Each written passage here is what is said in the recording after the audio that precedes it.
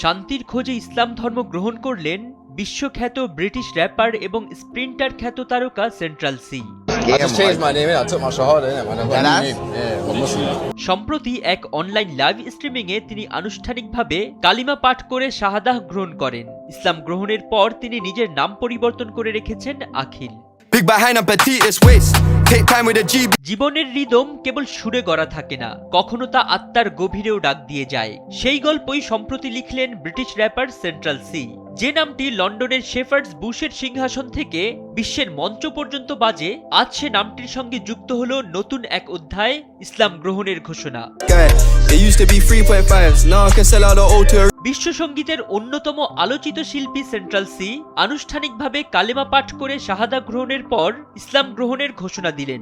সেই মুহূর্তেই তিনি নিজের নাম পরিবর্তন করে রাখলেন আখিল। এই নামের মধ্যেই আছে বিশ্বাসের নতুন আরম্ভ। 2014 সালে তার পেশাদার জীবনের শুরু। 2021 সালে ইউকে র্যাপ জগতে নিজের বিশেষ স্থান নিশ্চিত।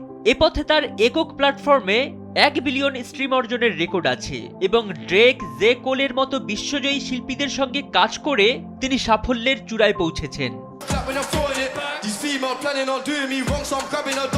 কন্টেন্ট ক্রিয়েটর ব্ল্যাক বয় ম্যাক্সের সঙ্গে লাইভে সে মুহূর্তটি যেন সময়ের ধারা থামিয়ে দিল, যখন আখিল কণ্ঠে কালিমা পরে ঘোষণা দিলেন, আমি ইসলাম গ্রহণ করেছি।